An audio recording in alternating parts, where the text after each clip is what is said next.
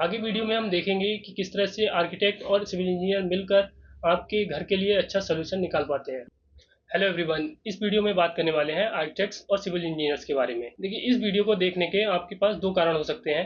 पहला तो ये, या तो आप अपना घर या कोई बिल्डिंग कंस्ट्रक्ट करना चाहते हैं और किसी वजह से कंफ्यूजन में हैं कि आर्किटेक्ट के पास जाना ठीक होगा या सिविल इंजीनियर के पास। या फिर दूसरा कारण ये हो सकता है, आप 12th के बाद करियर डिसाइड करना चाहते हैं और खास तौर पर आर्किटेक्चर या सिविल इंजीनियरिंग में से चूज करना चाहते हैं। तो दोनों ही केस में आपको इस वीडियो में क्लियरिटी मिल जाने वाली है। सबसे पहले तो मैं आपको ये बताना चाहूंगा कि आर्किटेक्ट और सिविल इंजीनियर दोनों ही कंस्ट्रक्शन फील्ड से काफी क्लोजली रिलेटेड है, लेकिन इसके बावजूद भी इनके रोल्स और वर्क में काफी डिफरेंस है। इस कारण से आर्किटेक्ट और सिविल इंजीनियर को कंपेयर करना ठीक वैसा ही होगा जैसे सेब को संतरे से कंपेयर करना। बात करें आर्किटेक्ट्स और सिविल इंजीनियर के रोल में डिफरेंस के बारे में, तो ये ज्यादा पुराना कॉन्सेप्ट नहीं है। इसकी शुरुआत होती है लगभग 200 साल पहले से, जब से एकेडमिक डिग्री की शुरुआत होती है। क्योंकि उससे पहले अगर आप देखेंगे तो कोई डिग्री नहीं थी, लेकिन फिर भी काफी यूनिक, आर्किटेक्चरली ब्यूटीफुल और सस्टेनेबल बिल्डिंग बनी हुई है। हमने देखा है 200-500 साल पुरानी नहीं, बल्कि 1000, 2000, इवन 4000 साल पुरानी बिल्डिंग्स भी आज तक टिकी हुई हैं।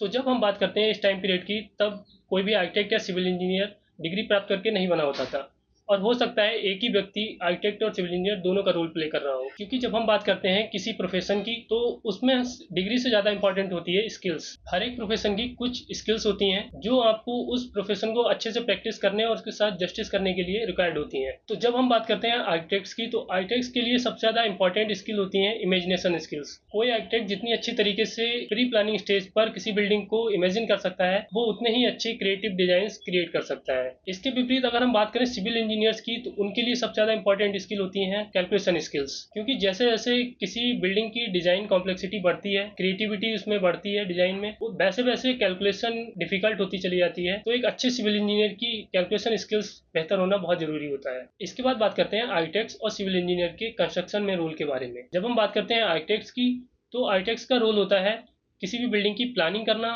डिजाइनिंग करना और एग्जीक्यूशन को सुपरवाइज करना, बहुत सारे टेक्निकल पर्सन के साथ कोऑर्डिनेट करना, जैसे कि स्ट्रक्चर इंजीनियर आपकी जो सर्विसेज प्लान कर रहे हैं आपके घर में। और इस तरह से एक आर्किटेक्ट ये इंश्योर करता है कि जो इनिशियल प्लान उसने किया था, फाइनल प्रोडक्ट जब डिलीवर करना होता है क्लाइंट को, तो वो एग्जैक्टली मैच हो पाए। इसके बाद अगर हम बात करें सिविल इंजीनियर्स की, तो उनका रोल आता है स्ट्रक्चरल डिजाइन में और उसके एग्जीक्यूशन में। अब यहाँ पर आपको कंफ्यूजन हो सकता है, मैंने डिजाइन का नाम दोनों में लिया, आर्किटेक्ट्स के अंडर भी और सिविल इंजीनियर्स के अंडर भी। तो यहाँ पर आपको समझने वाली बात यह है, एक तरफ आर्किटेक्चरल डिजाइन है, दूसरी तरफ स्ट्रक्चरल डिजाइन है। देखिए, हम सब जानते हैं कि किसी भी बिल्डिंग में, चाहे वो छोटी हो या बड़ी हो, स्ट्रेंथ और उसकी ड्यूरेबिलिटी बहुत ही ज़्यादा इंपॉर्टेंस रखती है। लेकिन अधिकतर बिल्डिंग्स जो हम देखते हैं अपने आसपास, सभी में एस्थेटिक्स भी उतना ही इंपॉर्टेंस रखता है। तो ऐसी बिल्डिंग्स में हम एस्थेटिक डिजाइन के अकॉर्डिंग स्ट्रक्चर को थोड़ा बहुत मॉडिफाई करते हैं। इस तरह से आर्किटेक्ट और सिविल इंजीनियर मिलकर किसी बिल्डिंग के स्ट्रेंथ और एस्थेटिक्स दोनों के बीच में बैलेंस क्रिएट कर पाते हैं। इसके विपरीत जब हम बात करते हैं पब्लिक इंफ्रास्ट्रक्चर प्रोजेक्ट्स की, जैसे कि रोड, डैम्स, टनल्स, ब्रिजेस, इस टाइप की कंस्ट्रक्शन की जब हम बात करते हैं, तो वहाँ पर स्ट्रेंथ और ड्यूरेबिलिटी ही सबसे ज़्यादा इंपॉर्टेंस रखती है। वहाँ पर एस्थेटिक्स का ज़्यादा रोल नहीं होता है, अगर हम कुछ एक्सेप्शंस को छोड़ दें तो ऐसे प्रोजेक्ट्स में केवल सिविल इंजीनियर्स का रोल ही इंपॉर्टेंट होता है, वहाँ पर आर्किटेक्ट्स का रोल नेग्लिजिबल होता है। अब मैं आर्किटेक्ट्स और सिविल इंजीनियर्स के रोल के बारे में और ज़्यादा हवा में बातें नहीं करूँगा। यहाँ पर मैं आपको दोनों के कोर्सेज के बारे में कंपेयर करके दिखाने वाला हूँ। आर्किटेक्ट्स और सिविल इंजीनियर्स अपनी डिग्री के दौरान क्या क्या स्टडी करते हैं, उसको देखकर आपको समझ में आएगा कि कौन किस काम को करने के लिए ठीक है। तो चलिए सबसे पहले देखते हैं बीआर के सिलेबस को। तो यहाँ पर देख सकते हैं, मैंने खोल लिया है बीआर का सिलेबस, और ये 5 साल का कोर्स होता है, जैसा कि आप देख सकते हैं। और ये मैंने लिया है AKTU यूनिवर्सिटी का। यहाँ पर सबसे पहले हम देखेंगे सेमेस्टर 1 का सिलेबस। इसमें आप यहाँ पर देख पाएंगे 3 कोर सिलेबस आर्किटेक्चर के: architectural design, construction material, architectural structures. देखिए, आर्किटेक्चरल डिजाइन तो आर्किटेक्ट्स का प्राइमरी सब्जेक्ट होता है, और इसमें उनको बताया जाता है कि डिजाइन के क्या प्रिंसिपल्स हैं, प्लानिंग और डिजाइनिंग के समय उनको क्या क्या प्रिंसिपल्स का ध्यान रखना होता है, ये सब उनको इस सब्जेक्ट में बताया जाता है। इसके बाद दूसरा सब्जेक्ट जो हमने देखा था कंस्ट्रक्शन एंड मटेरियल का, इस सब्जेक्ट में आर्किटेक्ट्स को पढ़ना होता है मटेरियल्स के बारे में।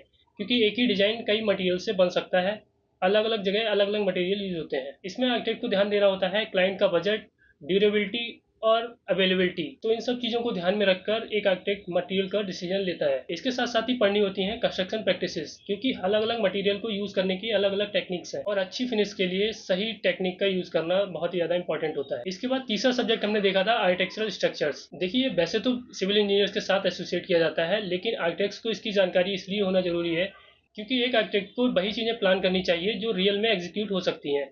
तो इसलिए उनको स्ट्रक्चर के प्रिंसिपल्स का आइडिया होना बहुत ज़रूरी है। तो इस तरह से ये 3 सब्जेक्ट आर्किटेक्ट्स के कोर सब्जेक्ट होते हैं और ये पहले सेमेस्टर से ही स्टार्ट होते हैं। इसके बाद हम देखते हैं सेकेंड सेमेस्टर में, तो यहाँ पर भी आप वही 3 सब्जेक्ट देखेंगे। इसके अलावा दूसरे सेमेस्टर से 2 और इम्पॉर्टेंट सब्जेक्ट स्टार्ट होते हैं। एक होता है हिस्ट्री ऑफ आर्किटेक्चर। जब तक आप किसी सब्जेक्ट की हिस्ट्री को अच्छे से नहीं पढ़ेंगे और उसके इवोल्यूशन को नहीं समझेंगे, तब तक आप नया डिज़ाइन क्रिएट नहीं कर पाएंगे। चाहे वो आप आर्किटेक्चर की बात करें या किसी और फील्ड की बात करें, हिस्ट्री जानना बहुत ज़रूरी होता है।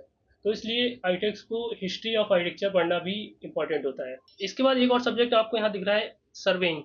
ये आपको सिविल इंजीनियर्स के सब्जेक्ट में भी दिखेगा। इसकी इंपॉर्टेंस बड़े प्रोजेक्ट्स में आती है जहाँ पर लैंड एरिया बड़ा होता है और उसके लेवल्स में काफ़ी डिफरेंस होता है। तो हर समय हम पूरी लैंड को एक फ्लैट लैंड में कन्वर्ट नहीं कर सकते हैं। हमको as an architect multi level planning भी सीखनी होती है। इससे हमारी कटिंग और फिलिंग का जो कॉस्ट होता है वो सेव होता है। इसके अलावा हम जियोग्राफिकल ब्यूटी को प्रिजर्व कर सकते हैं और इससे डिजाइन में क्रिएटिविटी का स्कोप भी बढ़ जाता है। इसके बाद हम बात करेंगे सेमेस्टर थर्ड की। यहाँ पर फिर से आपको 3 कोर सब्जेक्ट दिखेंगे। हिस्ट्री ऑफ आर्किटेक्चर कंटिन्यू है।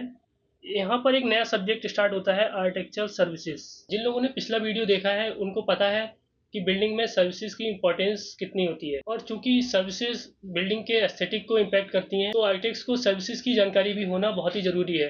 तो इसलिए आर्किटेक्ट्स के सिलेबस में उनको हर सेमेस्टर सर्विसेज को भी पढ़ना होता है डिटेल में।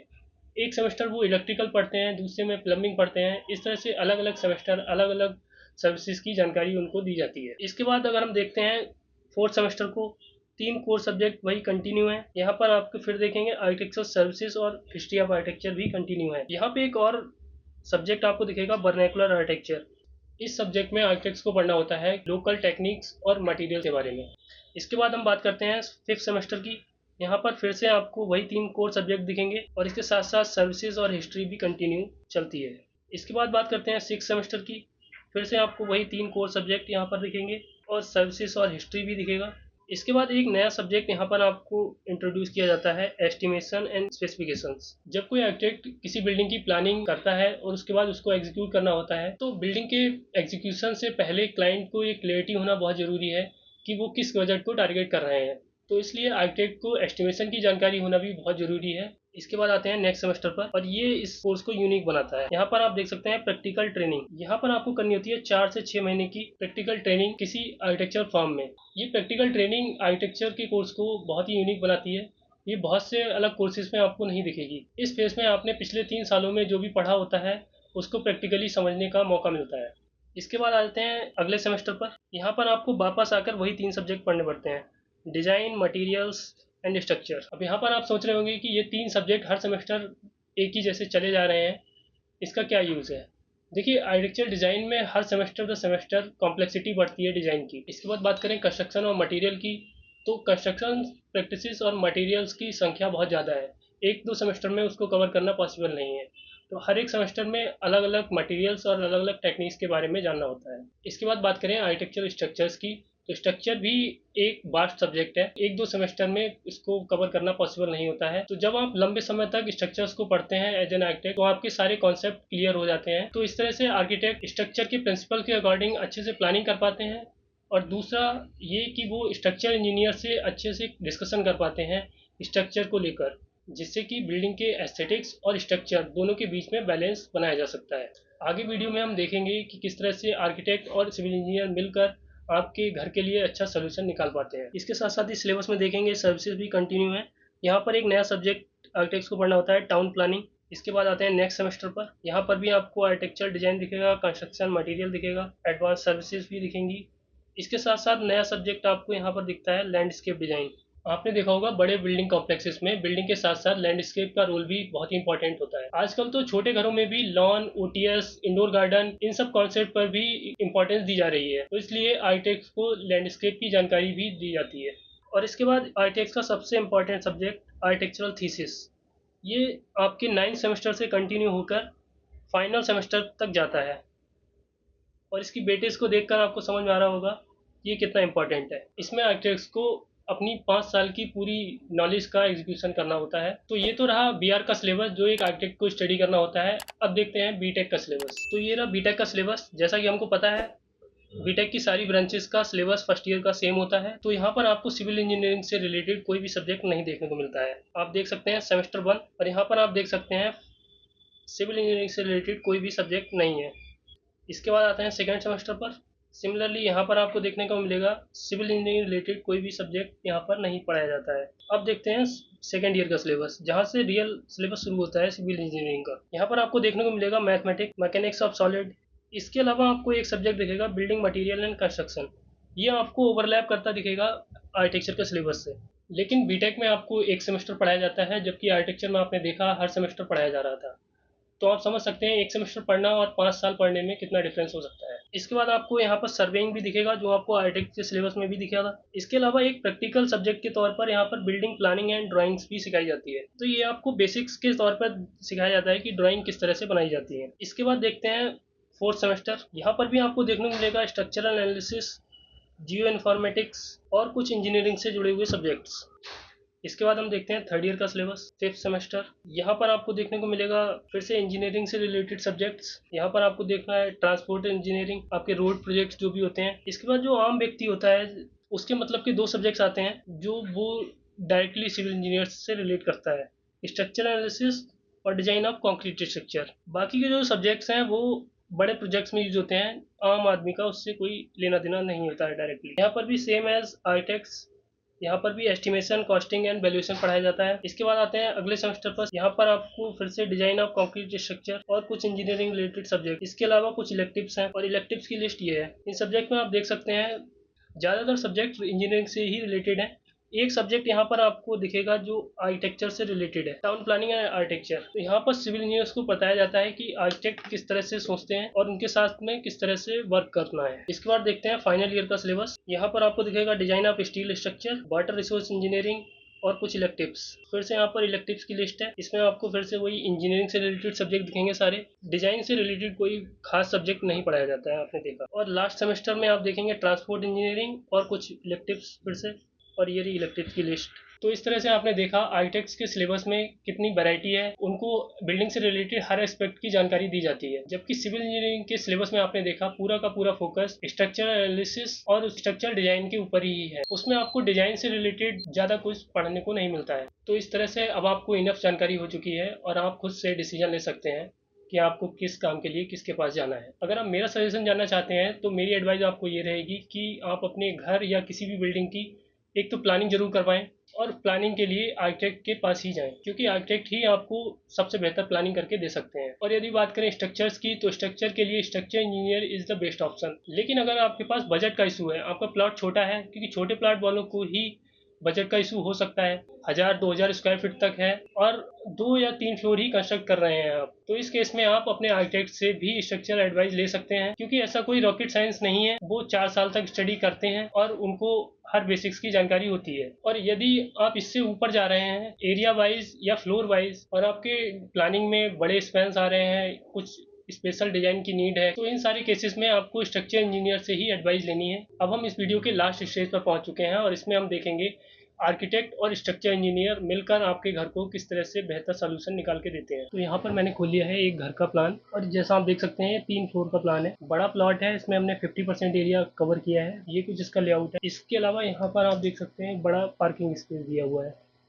इस प्लान में 2 तरफ रोड मिल रही है हमको, एक तो फ्रंट से और एक लेफ्ट साइड से। तो हमने पार्किंग की एंट्री लेफ्ट से रखी है। अब जब हम एज एन आर्किटेक्ट इस लेआउट को प्लान कर लेते हैं, उसके बाद हम इसको भेजते हैं स्ट्रक्चर इंजीनियर के पास। तो इसके बाद हमारे स्ट्रक्चर इंजीनियर ने कॉलम लेआउट सबसे पहले हमको करके दिया और ऊपर वाले प्लान के हिसाब से कॉलम का प्लेसमेंट किया, जिसमें हमारे हॉल में कोई कॉलम नहीं आ रहा है, तो ये अच्छी बात है।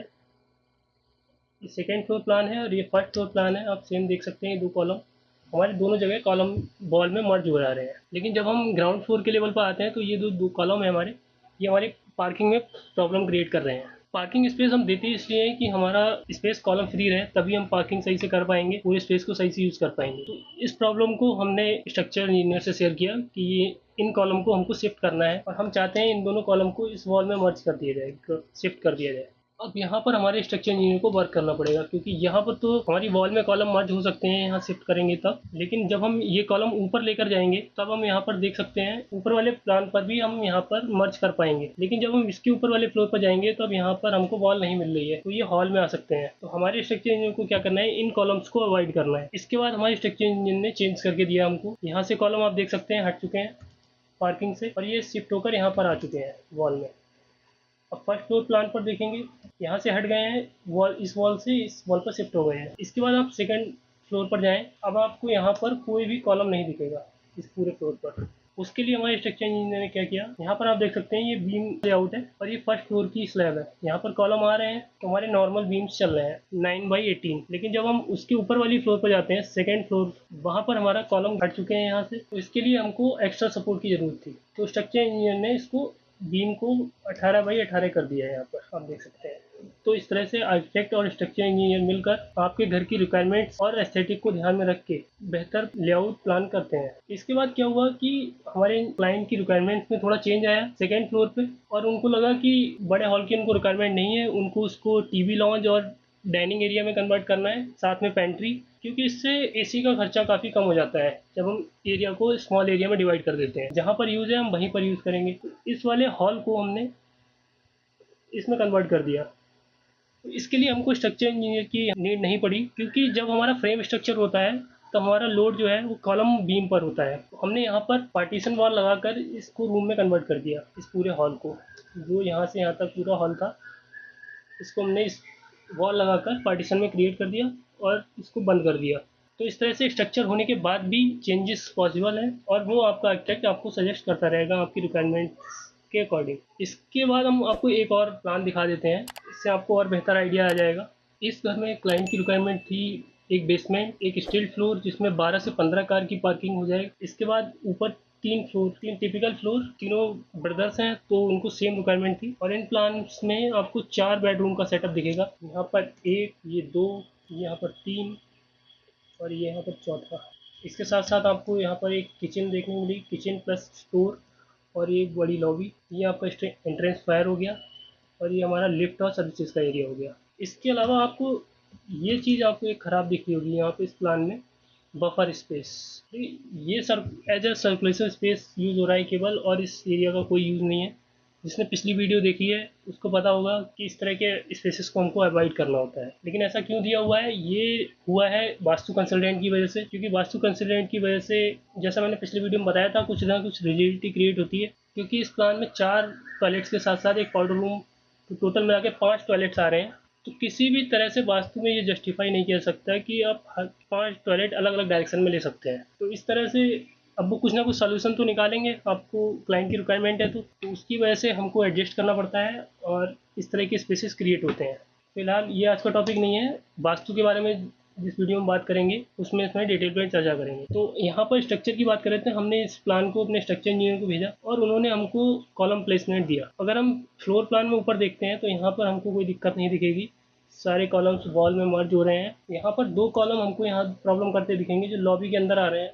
जरूर ये एक बड़ी लॉबी है, यहाँ पे आप देख सकते हैं 28 फीट बाई 20 फीट, तो ये एक बड़ी लॉबी है, लेकिन फिर भी आपको कॉलम को अवॉइड करना होता है। इसके साथ साथ जब हम पार्किंग स्पेस में पहुंचते हैं अपने स्ट्रीट फ्लोर पर, तब आप देख सकते हैं कई सारे कॉलम यहाँ पर पार्किंग स्पेस में आ रहे हैं। तो इतने सारे कॉलम हमारे पार्किंग स्पेस में होने से हमारा जो इफेक्टिव पार्किंग एरिया है वो बहुत कम हो जाता है। ये तो हम एज ए आर्किटेक्ट किसी भी क्लाइंट को एक्सप्लेन नहीं कर पाएंगे कि इतने सारे कॉलम हमारे पार्किंग स्पेस में आ रहे हैं। और इसके साथ साथ आप देखेंगे बेसमेंट में भी इतने सारे कॉलम अगर बीच में आएंगे तो हमारे बेसमेंट में भी कम यूजफुल स्पेस मिलेगा हमको। तो इसके बाद हमने स्ट्रक्चर इंजीनियर से बात की और उनका कहना था कि आप खुद से हमको कॉलम की लोकेशन मार्क करके दे दें। तो इसके बाद हमने दिया उनको column placement. As an architect हमारी रिस्पॉन्सिबिलिटी बनती है कि हम क्लाइंट के हित में बेस्ट काम करें, तो हमने इसमें ध्यान दिया कि हमारे सारे कॉलम्स वॉल से अटैच हों, वॉल में मर्ज हो जाएं। पीछे आप देख सकते हैं, इधर लेफ्ट में देख सकते हैं और बीच में भी आप देख सकते हैं सारे कॉलम वॉल के अंदर आ रहे हैं और राइट में भी सेम हो रहा है। तो इससे हमारे पार्किंग में क्या फ़ायदा हुआ, हमको जो पार्किंग स्पेस मिला वो एकदम कॉलम फ्री मिला, आप देख सकते हैं। और बेसमेंट भी हमारा क्लियर हो गया। इस कॉलम लेआउट को तो हम क्लाइंट्स को एक्सप्लेन ही नहीं कर सकते थे, तो ये हमने उनको रेफ़र नहीं किया। इसके बाद जब ये लोकेशन हमने अपने स्ट्रक्चर इंजीनियर को दी खुद से प्लान करके, उसके बाद हमारे स्ट्रक्चर इंजीनियर ने कॉलम के साइजेस लोड के कैलकुलेशन के अकॉर्डिंग उनको चेंज किया। आप देख सकते हैं यहाँ पर सारे कॉलम हमने एक जैसे ही मार्क करके दिए थे उनको। तो इसके बाद हमने इसको अपने क्लाइंट के पास भेजा। उसके बाद वो काफ़ी हद तक सेटिस्फाइड थे, लेकिन उनको ये 2 कॉलम प्रॉब्लमेटिक लग रहे थे। वो चाह रहे थे कि ये 2 कॉलम भी हटा दिए जाएँ। लेकिन हमने एज एन आर्किटेक्ट उनको सजेस्ट किया कि इन कॉलम्स को हटाने से हमको कोई एक्स्ट्रा बेनिफिट नहीं मिलने वाला है, क्योंकि एक बहुत ही बेसिक प्रिंसिपल होता है कि हमारी जो बीम की डेप्थ है वो हमारी 1/12 से लेकर 1/15 के बीच में होनी चाहिए। तो जब हम कॉलम यहाँ पर रख रहे हैं एग्जिस्टिंग, तो हमारे 28 फीट का डिफरेंस आ रहा है। तो हमारी जो बीम की डेप्थ है वो 28 इंच हो सकती है। तो हम 2 फीट तक तो मैक्सिमम टॉलरेट कर सकते हैं एक रेजिडेंशियल प्रोजेक्ट में बीम की डेप्थ। उससे ज़्यादा अगर हम जाते हैं, क्योंकि अगर हम इस कॉलम को रिमूव करेंगे तो हमारी इफेक्टिव जो डिस्टेंस है बीच की वो हमारी 42 फीट हो जाएगी, और 42 फीट होने से हमारी बीम की डेप्थ बहुत ज़्यादा बढ़ जाएगी। तो अगर हम फॉल सीलिंग को बहुत ज़्यादा डाउन नहीं करना चाहते हैं तो हमको फ्लोर हाइट इंक्रीज़ करनी पड़ेगी, और फ्लोर हाइट इंक्रीज होने से हमारी कॉस्ट बहुत ज़्यादा बढ़ जाएगी। तो ये कॉस्ट इफेक्टिव और एक अच्छा सोल्यूशन नहीं होगा। दूसरी चीज़ ये, अभी भी हम अगर आप देख सकते हैं तो इन दो कॉलम्स के बीच की अगर हम बात करें तो यहाँ पर आप देख सकते हैं 11.5 फीट का डिस्टेंस है, जिसमें आसानी से कार पार्क हो सकती है, और यहाँ पर एक के पीछे एक आप 2 कार पार्क कर सकते हैं। अगर इन दो कॉलम को हटा भी देते हैं तब भी हमारी पार्किंग का जो नंबर है वो सेम ही रहेगा। तो इससे हमको कोई एक्स्ट्रा बेनिफिट नहीं होने वाला है। तो इस तरह से आपने देखा किस तरह से आर्किटेक्ट और सिविल इंजीनियर मिलकर आपके घर के लिए एक बेहतर सोल्यूशन निकाल पाते हैं, और एस्थेटिक और स्ट्रक्चर दोनों के बीच में बैलेंस बना पाते हैं। इस वीडियो के कंक्लूजन के तौर पर मैं आपको 2-3 चीज़ें बताना चाहूँगा, जैसे कि आर्किटेक्ट आपको एक बेटर पैकेज प्रोवाइड करते हैं, इनिशियल प्लानिंग से लेकर डिजाइनिंग, स्ट्रक्चर, सर्विसेज और इस सब का एग्जीक्यूशन। जबकि स्ट्रक्चर इंजीनियर की अपनी इंपॉर्टेंस है और उसको निगलेक्ट नहीं किया जा सकता। स्ट्रक्चर के लिए आपको स्ट्रक्चर इंजीनियर से ही एडवाइस लेनी चाहिए। अगर छोटे प्रोजेक्ट में अगर आपके पास बजट का इशू है तब अलग बात है, अदरवाइज आपको हर एक प्रोजेक्ट में स्ट्रक्चर इंजीनियर से ही एडवाइस लेनी चाहिए। इसके साथ साथ ही मैं एक बात और आपको बताना चाहूँगा कि कॉन्ट्रैक्टर के भरोसे बिल्कुल ना चलें। आपको प्रोफेशनल एडवाइस लेनी ही चाहिए आर्किटेक्ट और इंजीनियर्स से। तो इस वीडियो में इतना ही। आई होप आपको वीडियो अच्छा लगा होगा। अच्छा लगा हो तो लाइक करें, शेयर करें वीडियो को, और चैनल को सब्सक्राइब जरूर करें, क्योंकि इस पर मैं बिल्डिंग प्लानिंग से रिलेटेड बहुत ही इंपॉर्टेंट वीडियोस लाने वाला हूँ और step by step guide provide करने वाला हूँ। तो मिलते हैं नेक्स्ट वीडियो में।